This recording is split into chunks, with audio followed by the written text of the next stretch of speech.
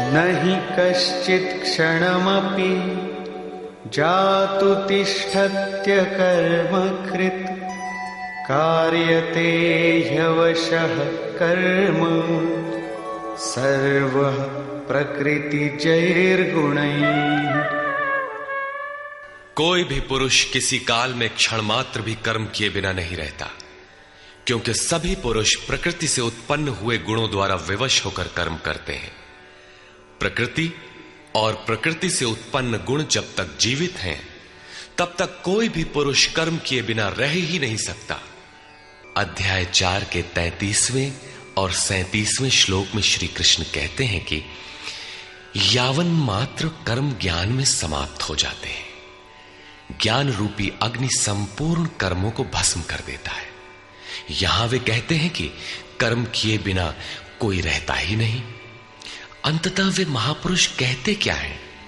उनका आशय है कि यज्ञ करते करते तीनों गुणों से अतीत हो जाने पर मन के विलय और साक्षात्कार के साथ यज्ञ का परिणाम निकल जाने पर कर्म शेष हो जाते हैं।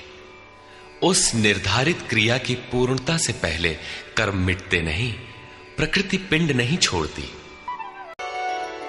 कर्मेन्द्रियाणि संयम्य य आस्ते मनसा स्मरन् इंद्रियार्थान् विमूढ़ात्मा मिथ्याचार स उच्यते। इतने पर भी विशेष रूप से मूढ़ लोग जो कर्मेंद्रियों को हठ से रोककर इंद्रियों के भोगों का मन से स्मरण करते रहते हैं, वे मिथ्याचारी हैं, पाखंडी हैं, न कि ज्ञानी। सिद्ध है कि कृष्ण काल में भी ऐसी रूढ़ियां थीं।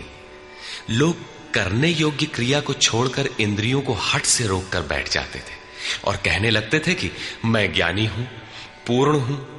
किंतु श्री कृष्ण कहते हैं कि वे धूर्त हैं।